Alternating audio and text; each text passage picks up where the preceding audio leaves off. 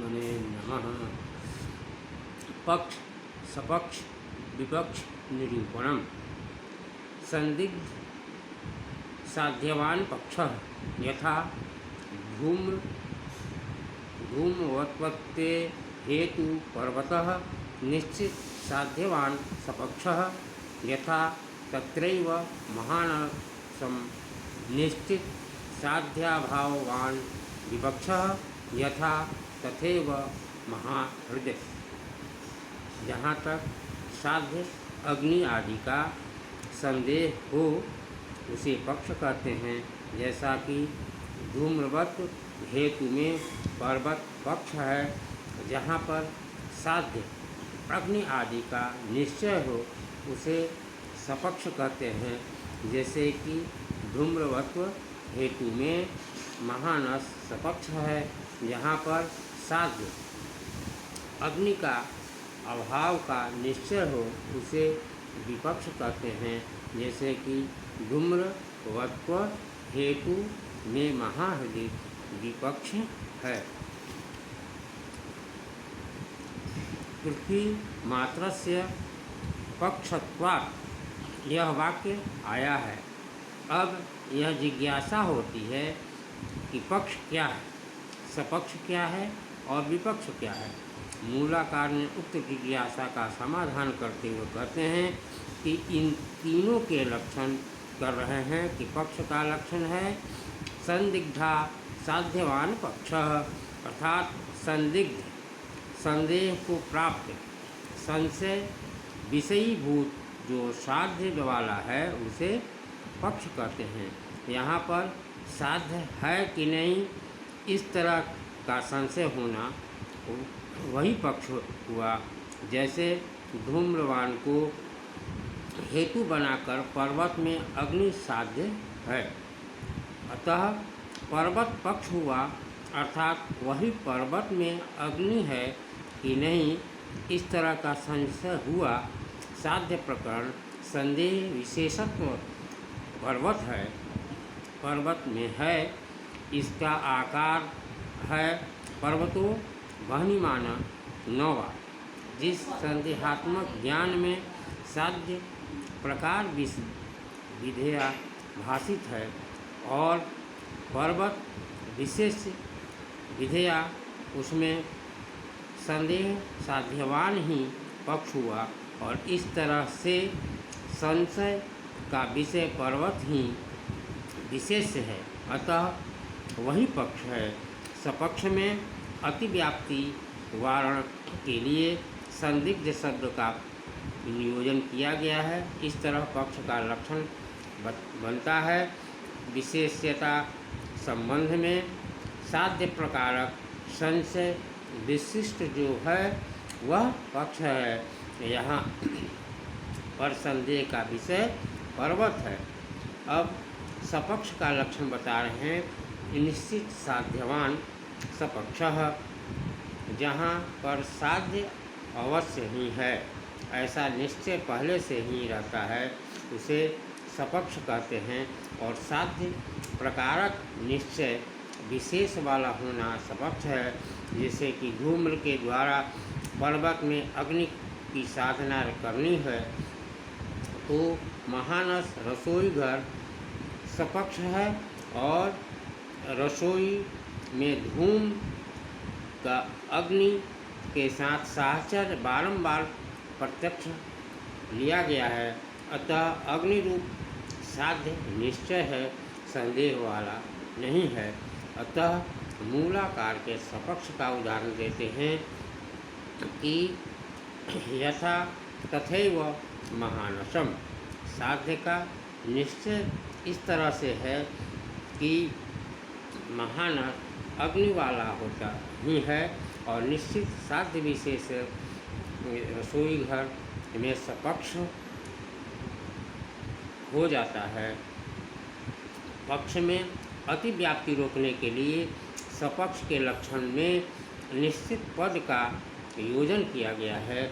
मूल में पठित तथैव का अर्थ धूम्रवत हेतु में विशेषता संबंध में साध्य प्रकारक निश्चय से युक्त सपक्ष होना, यह फलितार्थ है।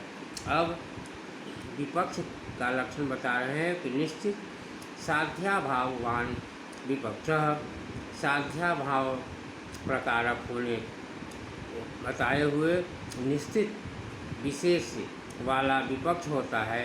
यहाँ पर साध्य नहीं है, यह पहले से ही निश्चित है, यह विपक्ष है। विपक्ष का उदाहरण लिखा गया है कि यथा तथैव, वह साध्य के अभाव वाला निश्चय इस प्रकार से है कि तालाब अग्नि का अभाव वाला है। यहाँ पर तालाब का विषय बनाया गया है जलाशय, और तालाब में साध्यभूत अग्नि नहीं है, यह निश्चित पहले ही से है। अतः यह विपक्ष हुआ। और सपक्ष में अतिव्याप्ति वारण के लिए साध्याभाव पद रखा गया है, और पक्ष में अतिव्याप्ति वारण के लिए निश्चित पद दिया गया है। और विशेषता संबंध में साध्याभाव प्रकारक निश्चित विषय को विपक्ष कहा जाता है। यह निकृष्ट उदाहरण है। तात्पर्य यह कि जहाँ तक साध्य का संशय हो वह पक्ष होता है, और जहाँ पर साध्य का निश्चित होता है वह सपक्ष होता है। यहाँ पर साध्य में अत्यंत अभाव का निश्चित होता है, यह विपक्ष होता है। पुनश्च साध्य संदेह विषय वाला पक्ष है, अतएव हेतु के द्वारा साध्य का अनुमान किया जा रहा है, और साध्य निश्चय विषयक सपक्ष होता है। और सपक्ष में अन्वय व्यतिरेकी का उदाहरण है साध्याभाव निश्चित विषय विपक्ष होता है, यह व्यतिरेक व्याप्ति का उदाहरण है। यह साध्य भेद से पक्ष सपक्ष और विपक्ष आपस में भिन्न होते हैं। यहाँ तक हेतु सहेतु की बात की गई है। आगे हेत्वाभाव का निरूपण किया जाएगा। जो हेतु की तरह लगते हैं किंतु हेतु नहीं होते, उन्हें दुष्ट हेतु कहा जाता है, या दुष्ट हेतु का ही हेत्वाभाव कहा जाए। जो प्रमाणित हेतु होता है उसे सहेतु सब हेतु कहा जाता है, और साध्य के साथ अभिनाभाव संबंध से युक्त और दोष रहित जो हेतु होता है वही सब हेतु है, और दूषित हुए हेतु को हेत्वाभाव कहा जाता है। और आगे हेत्वाभास के 5 भेद बतलाते हैं कि व्यभिचारी, दूसरा विरुद्ध, तीसरा सप्रतिपक्ष, चौथा असिद्ध, 5वां बाधित। अभी तक जो हेतु बताए गए हैं वे 3 थे। अन्वय व्यतिरेकी, केवल व्यतिरेकी और केवलान्वयी व्यतिरेकी, ये 3 ही सहेतु माने जाते थे। इसमें से जो प्रथम हेतु अन्वय व्यतिरेकी है वह पंच रूप से युक्त होकर स्वसाध्य को सिद्ध करने वाला का क्षमता रखता है, और इन 5 में से एक भी न्यूनता हो जाए तो वह हेतु असिद्ध हेतु हो जाएगा। और ऐसा समझना चाहिए कि ये 5 रूप कौन कौन से हैं जो आगे बतला रहे हैं। पहला है पक्ष सत्व, अर्थात हेतु को पक्ष में रखना।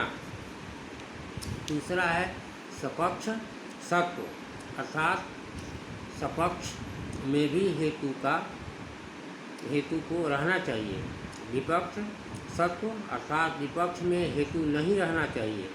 असत्य प्रतिपक्षित्व, अर्थात साध्याभाव को सिद्ध करने वाला दूसरा नहीं होना चाहिए। और 5वां है अबाधी विषयत्व, अर्थात हेतु का साध्य रूप विषय बाधित नहीं होना चाहिए। अथवा यूँ कहा जाए कि साध्य रूप विषय बाधित नहीं है जिस हेतु का ऐसा हेतु। इस तरह 5 रूपों से युक्त हेतु ही है से हेतु कहलाता है। और केवलान्वयी हेतु केवल व्यतिरेक का हेतु तो 4 रूपों से युक्त होने पर भी सहेतु कहलाता है, ऐसा समझना चाहिए। उदाहरण के लिए कहते हैं कि पर्वत में अग्नि के साधन में धूम को सहेतु माना गया है। पहला, वहाँ पर यह धूम पक्ष में विद्यमान है, अतः पक्ष सत्व है। दूसरा, वह धूम सपक्ष महानस आदि में निश्चित रहता है, वह सपक्ष सत्व है। और तीसरा, वह धूम विपक्ष जलाशय आदि का निश्चित रूप में नहीं रहता है, अतः विपक्ष सत्व है। चौथा, उस साध्य भाव के साधक धूम के अतिरिक्त अन्य नहीं है, अतः अग्नि के साधन में धूम का विरोध नहीं है, फलतः यह असत प्रतिपक्ष तत्व हुआ। और 5वां, साध्य अग्नि पक्ष पर्वत में है ही, बाध्य दोष भी नहीं है, अतः अग्नि का साधन वह धूम जो है वह सहेतु सिद्ध हो जाता है। इस तरह से सद्भेद हेतु को सम्यक हृदय से स्थापित करते हुए आगे हेत्वाभाव को समझा जा सकता है। इति